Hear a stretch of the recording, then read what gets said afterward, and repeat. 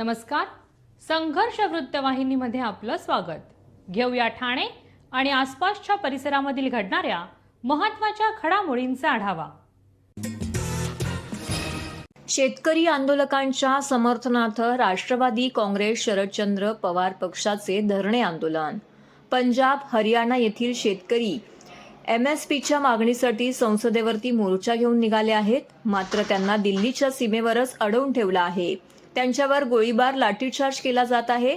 या प्रकारचा निषेध करण्यासाठी तसेच शेतकऱ्यांना समर्थन करण्यासाठी राष्ट्रवादी काँग्रेस शरदचंद्र पवार पक्षाचे राष्ट्रीय सरचिटणीस डॉक्टर जितेंद्र आव्हाड यांच्या मार्गदर्शनाखाली ठाणे पालघर विभागीय महिला अध्यक्षा ऋताताई आव्हाड आणि ठाणे जिल्हाध्यक्ष सुहास देसाई यांच्या नेतृत्वाखाली धरणे आंदोलन करण्यात आले. आंदोलक शेतकऱ्यांवरती अश्रुधुराच्या नळकांड्या फोडून प्रसंगी ड्रोनचा वापर करून ही कारवाई केली जात आहे. या प्रकाराचा निषेध करण्यासाठी जिल्हाध्यक्ष सुहास देसाई, कार्याध्यक्ष प्रकाश पाटील, महिला कार्याध्यक्ष सुरेखाताई पाटील, विद्यार्थी अध्यक्ष प्रफुल्ल कांबळे, युवती अध्यक्षा पल्लवी जगताप, हॉकर सेलचे अध्यक्ष सचिन पंधारे यांच्या नेतृत्वाखाली धरणे आंदोलन करण्यात आले. या आंदोलकांनी हातामध्ये शेतकऱ्यांवरती गोळीबार आता नाही सहन होणार, शेतकऱ्यांच्या मागण्या मान्य करा, जगाच्या पोशिंद्याला जगू द्या असं फलक हातामध्ये घेतलेले पाहायला मिळाले. या आंदोलनामध्ये प्रदेश सेवादल सरचिटणीस तसबीर सिंह, प्रदेश सरचिटणीस कैलास हावळे, विद्यार्थी कार्याध्यक्ष राहू पाटील, OBC सेलचे अध्यक्ष गजानन चौधरी यांसह विविध पदाधिकारी कार्यकर्ते सहभागी झाले होते. लोकाभिमुख सरकार असं कसं म्हणू शकतं केंद्र सरकार? हे पूर्ण चुकीचं आहे. कारण जर शेतकरी नाही तर मी माझ्या ताटामधलं अन्न नाही आणि शेवटी काहीच नाहीये. अन्नावर सगळ्यांचे पिंड पोचले जातात. मग ते पार्टी असो, कोणीही असू दे, कुठल्याही जात पात धर्म छोटा मोठा, 1 वर्षाच्या बाळापासून ते शेवटच्या श्वासापर्यंत प्रत्येकाला अन्नाची गरज आहे. आणि ते पिकवणारा पोशिंदा आज जर इतक्या वाईट परिस्थितीत असेल, त्याला जर तुम्ही शत्रूसारखे वागवणार असाल तर मग तुमचा निषेध करायचं काही कारण नाही. कारण निर्लज्जम सदा सुखी असं सरकारचं धोरण आहे. तो गेंडाही लाजेल अशा कातडीची लोक तिकडे बसले, त्यांना काही फरक पडत नाही. त्यामुळे आम्ही त्या शेतकऱ्यांना पाठिंबा देतोय आणि आमचं त्यांच्याकडे इतकंच सांगणं आहे की त्यांचा विचार हा सहानुभूतीने करा. त्यांच्यावर टिअर गॅस सोडून आणि लोखंडी किडे लावून त्यांना अजून त्रास देऊ नका. या सरकार ही जी सरकार आहे, ज्या शेतकऱ्याला आहे, जो ह्या जगाचा पोशिंदा आहे, फक्त भारताचा नाही अख्ख्या जगाचा पोशिंदा आहे, त्याला ही अशी वागणूक देते. परकीय आक्रमण झाल्यासारखे त्यांना वागवतायत, त्यांच्यावर अश्रुधुराच्या कांड्या फोडतायत, त्यांना काय कॉन्क्रीटच्या भिंती उभारतायत की तो दिल्लीपर्यंत येऊ नये. दिल्ली ही भारताची राजधानी आहे. या राजधानीवर तुमचे आमचे सगळ्याचा अधिकार आहे, कारण आम्ही भारतीय आहोत. पण तिथे जे सरकार बसले, आताच आमच्या वहिनीने सांगितलं की ते गेंड्याच्या कातडीचं सरकार आहे. त्यांना काहीच नाही फरक पडत. त्यांना फरक नाही पडत, पण आम्हाला फरक पडतोय. सर्व नागरिकांना आवाहन करण्यात येत आहे की सध्या डासांमार्फत पसरणाऱ्या डेंग्यू या आजाराचा प्रसार रोखण्यासाठी प्रत्येकाने पुढील प्रमाणे कार्यवाही करावी. डेंग्यू आजार एडिस इजिप्ती हा डास चावल्याने होतो. या डासांची पैदास साचलेल्या किंवा साचवलेल्या स्वच्छ पाण्यामध्ये होते. 8 दिवसांपेक्षा जास्त दिवस पाणी उघडे व साचून राहिल्यास त्यात डास अंडी घालतात. अंड्यांच्या अळ्या तयार होऊन पुढे डास तयार होतात. यासाठी आपल्या घरातील पाणी साठे, उदाहरणार्थ बॅरल्स, पिंपे, टाक्या, हौद, रांजणे इत्यादी दर आठवड्याला रिकामे करून घासून पुसून कोरडे करून पुन्हा भरावे. 1 दिवस कोरडा दिवस म्हणून पाळावा. पाणी साठ्यांना घट्ट झाकणे बसवावीत किंवा जुनी साडी, चादर, धोतर यांनी बांधून झाकून ठेवावीत, म्हणजे डास त्यात जाऊन अंडी घालणार नाहीत. घराच्या गच्चीवर, आजूबाजूला, अंगणात कोठेही पाणी साचू देऊ नये. भंगार सामान उघड्यावर टाकू नये. उदाहरणार्थ टायर्स, प्लास्टिक सामान, कुंड्या, टाकाऊ वस्तू इत्यादी. अशा सामानात पावसाचे पाणी साठून त्यात डेंग्यूच्या डासांची पैदास होते. घरातील कूलर्स, फ्रीजच्या पाठीमागील ट्रे हे देखील वेळोवेळी कोरडे करावेत. लक्षात ठेवा, नुसत्या फवारणीने डास घनता कमी होत नाही, तर त्यासाठी डास पैदास ठिकाणे नष्ट करणे ही आपल्या सर्वांची जबाबदारी आहे. कोणताही ताप अंगावर न काढता जवळच्या शासकीय रुग्णालयात मोफत औषधोपचार घ्या. अशा प्रकारे नागरिकांनी सहकार्य केल्यास डेंग्यूचा प्रसार रोखणे सहज शक्य आहे.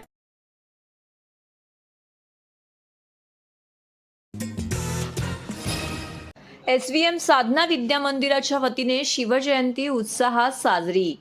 साधना एज्युकेशन ट्रस्ट खारेगावच्या वतीने या ठिकाणी शिवजयंतीचा कार्यक्रम साजरा करण्यात आला. SVM साधना विद्या मंदिरचे अध्यक्ष राकेश पाटील, खजिनदार रचना पाटील यांच्या पुढाकाराने सदर कार्यक्रमाचं आयोजन करण्यात आलं होतं. सदर कार्यक्रमास प्रमुख अतिथी म्हणून शिवसेना नेते दशरथ पाटील, माजी नगरसेवक उमेश पाटील यांच्या उपस्थितीमध्ये व मार्गदर्शनाखाली हा कार्यक्रम येथे संपन्न झाला. यावेळी उपस्थित जय पाटील, गणेश परब, महेंद्र पाटील, सुजय पाटील, प्रशांत पाटील, पूनम पाटील, विशाल खलाटे, लीला पाटील, रश्मी पाटील, शारदा पाटील, उषा पाटील, सूचना पाटील, साधना विद्या मंदिरचे सर्व शिक्षक, पालक, विद्यार्थी, खारेगाव परिसरातील शिवप्रेमी नागरिक, पाटील कुटुंबीय शिवजयंतीच्या मिरवणुकीमध्ये मोठ्या संख्येने सहभागी झाले होते.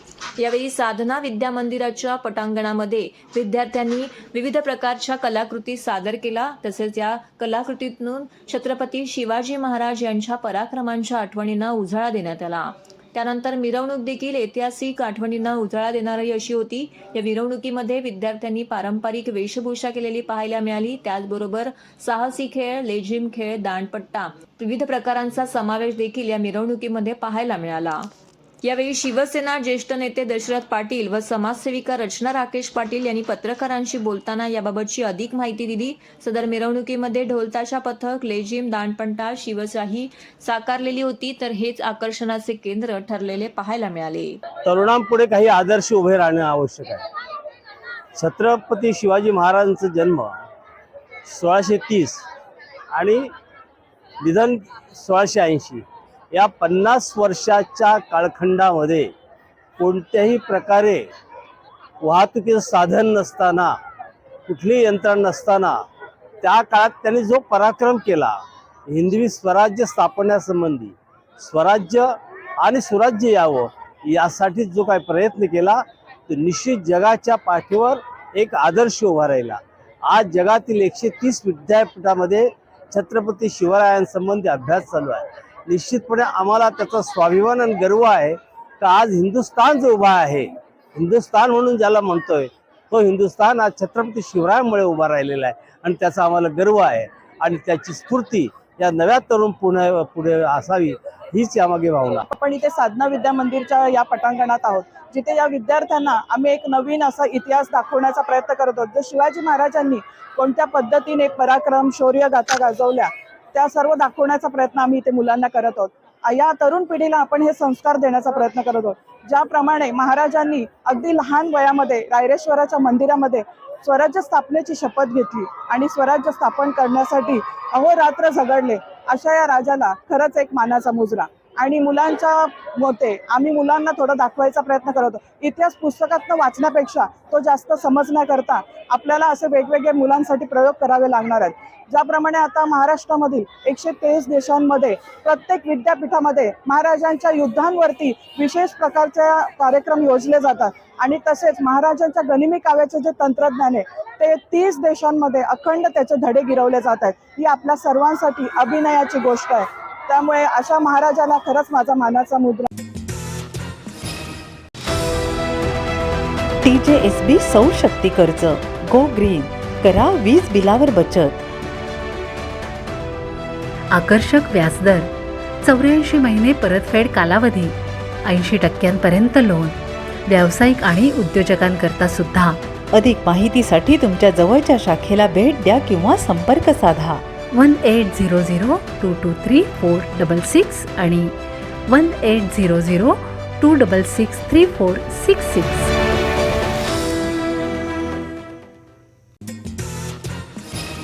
यंदा MCHIच्या गृहप्रदर्शनामध्ये विक्रमी नोंदणी. 1250 कोटींची गृहकर्जे, 217 कुटुंबांच्या घरांचे स्वप्न पूर्ण. क्रेडाई MCAच्या ठाणे यांच्या प्रॉपर्टी प्रदर्शन 2024ने यंदा वैभवशाली कामगिरी नोंदवली आहे. या प्रदर्शनाला यंदा तब्बल 30,217 जणांनी भेट दिली, तर 217 कुटुंबांचे ठाणे शहरामध्ये घरांचे स्वप्न साकार झाले आहे. विविध बँका आणि वित्त संस्थांकडून सुमारे 1,250 कोटींहून अधिक कर्जाचे वाटप करण्यात आले. क्रेडाई MCAच्या ठाणे यांच्या वतीने पोखरण रोड क्रमांक 1 वरील रेहमान मैदानावरती 16 फेब्रुवारीपासून 4 दिवसांचे गृहउत्सव प्रॉपर्टी प्रदर्शन 2024 भरवण्यात आलं होतं. या प्रदर्शनाला नागरिकांचा अभूतपूर्व प्रतिसाद मिळाला. मुंबई महानगर क्षेत्रात आघाडीवरती असलेल्या बांधकाम व्यावसायिकांकडून प्रदर्शनामध्ये सहभाग घेण्यात आला. आता 50हून अधिक बांधकाम व्यावसायिकांनी 100हून अधिक गृहप्रकल्प व व्यावसायिक प्रकल्प सादर केले होते, तर कर्ज पुरवठा करण्यासाठी 15हून अधिक बँका व वित्त संस्थांनी यामध्ये सहभाग नोंदविला. ठाणे शहर हे सांस्कृतिक, सामाजिक आणि सुरक्षिततेच्या दृष्टिकोनातून उत्तम शहर आहे. मुंबई महानगर क्षेत्रात ठाणे शहराने नावलौकिक संपादन केला आहे. शहरातील रिअल इस्टेट क्षेत्रानेही अपेक्षित विकास केला असून ग्राहकांच्या अपेक्षा व गरजेनुसार घरांबरोबरचं उत्तम जीवनशैली असलेली घरे उपलब्ध केली आहेत. घर खरेदी करणाऱ्या ग्राहकांसाठी ठाणे शहर हा उत्तम पर्याय ठरला, अशी प्रतिक्रिया क्रेडाई MCAच्या ठाणेचे अध्यक्ष जितेंद्र मेहता यांनी व्यक्त केली. प्रॉपर्टी प्रदर्शनाने रिअल इस्टेट क्षेत्रात वैशिष्ट्यपूर्ण स्थान मिळवलं आहे. ग्राहकांच्या विश्वासाने प्रदर्शनाला प्रतिष्ठा मिळाली, असं क्रेडाई MCAच्या ठाणेचे माजी अध्यक्ष अजय आशर यांनी यावेळी सांगितले. यावर्षी झालेला आहे it's a record for more than 11 years आणि आपण बघतोय की लोकांना घर हवे आहे आणि लोकांनी ठाण्याला प्रिफर केलेला आहे. हायएस्ट सेल्स ठाण्यामध्ये होतो ऑल इंडियामध्ये. तर दिस इज द राईट टाइम आणि असा चांगला प्रतिसाद लोकांचा आहे. आणि ठाण्यामध्ये रेट्स आता अजूनही चांगले आहे, म्हणजे एवढे नाही की कोणी रीच नाही करू शकत, एवढे महाग पण नाही झाले आहे. आणि सगळं डेव्हलपमेंट, इन्फ्रास्ट्रक्चर डेव्हलपमेंट खूप चांगलं आहे. 21st प्रॉपर्टी एक्झिबिशन ज्याचं आम्ही नाव दिलं होतं होम उत्सव, त्या संपन्न झाला. आम्हाला अत्यंत खुशी आहे की 30,217 परिवारने ते इथे रजिस्टर केलेलं आहे. 217 फ्लॅट एकोडीज विकला आणि 1250 करोड रुपयाची लोन सक्सेस झालेली आहे. आणि असा उत्कृष्ट प्रतिसाद भेटलेला आहे. हा नेहमी हर वर्षाप्रमाणे चांगला परिसर. ठाणेकर मालमत्ता करदात्यांसाठी करातील व्याज माफी अभय योजना 31 डिसेंबर 2023 पर्यंत मालमत्ता करावरील 100% व्याज माफ. तसेच 1 जानेवारी ते 15 जानेवारी 2024 या कालावधीमध्ये मालमत्ता करावरील 75% व्याज माफ. त्याचप्रमाणे 16 जानेवारी ते 31 जानेवारी 2024 या कालावधीमध्ये मालमत्ता करावरील 50% व्याज माफ. तरी सदर व्याज माफीच्या अभय योजनेचा ठाणेकर करदात्यांनी लाभ घ्यावा. महानगरपालिकेच्या कोणत्याही संकलन केंद्रावर कर भरण्याची सोय आहे. ATM, डेबिट, क्रेडिट कार्डद्वारे कर भरण्याची सुविधा उपलब्ध करून देण्यात आली आहे. सोमवार ते शनिवार या दरम्यान सकाळी 10:30 ते सायंकाळी 5 वाजेपर्यंत संकलन केंद्राची वेळ असून करदात्यांच्या सोयीसाठी रविवारी संकलन केंद्र सकाळी 10:30 ते दुपारी 1:30 वाजेपर्यंत सुरू ठेवण्यात येत आहे. यासोबतच ठाणे महानगरपालिकेच्या propertytax.thanecity.gov.in या संकेतस्थळावर ऑनलाईन पद्धतीने मालमत्ता कर भरण्याची सुविधा उपलब्ध करून देण्यात आली आहे. तसेच गुगल पे, फोन पे, पेटीएम आणि भीम ॲपद्वारे आपला कर सुलभतेने जमा करू शकता. ठाणे महापालिका क्षेत्रातील सर्व करदात्यांना विनंती आहे की आपण या व्याज माफी अभय योजनेचा जरूर लाभ घ्या आणि आपला मालमत्ता कर लवकरात लवकर महापालिकेमध्ये जमा करून महापालिकेस सहकार्य करा. धन्यवाद.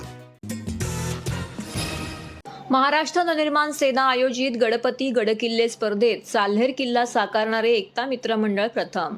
पारितोषिकातील 21,000ची रक्कम गडसंवर्धनासाठी काम करणाऱ्या दुर्गवीर प्रतिष्ठानला अर्पण. महाराष्ट्र नवनिर्माण सेनेच्या वतीने गडपती या शीर्षकाअंतर्गत दिवाळीमध्ये आयोजित करण्यात आलेल्या गडकिल्ले स्पर्धेमध्ये साल्हेर किल्ला साकारणाऱ्या एकता मित्र मंडळाने प्रथम क्रमांक पटकावला आहे. महाराष्ट्र नवनिर्माण विद्यार्थी सेनेचे अध्यक्ष अमित राज ठाकरे यांच्या हस्ते विजेत्यांना सन्मानित करण्यात आले. प्रथम पारितोषिक असलेल्या 51,000 रुपयांच्या रोख रकमेपैकी 21,000ची रोख रक्कम किल्ले संवर्धनासाठी काम करणाऱ्या दुर्गवीर प्रतिष्ठानला सामाजिक भावनेतून एकता मित्र मंडळाने जाहीर केली आहे. त्यांच्या या कृतीबद्दल उपस्थित शिवप्रेमींनी उभं राहून टाळ्यांच्या कडकडामध्ये त्यांचं कौतुक केलं. गडकिल्ले बांधणीबाबतचा छत्रपती शिवाजी महाराजांचा दृष्टिकोन तसेच बांधणीचे कौशल्य आजच्या तरुण पिढीला कळावे यासाठी महाराष्ट्र नवनिर्माण सेनेच्या वतीने गडकिल्ले यांच्या प्रतिकृती स्पर्धेचं आयोजन दिवाळीमध्ये केलं होतं.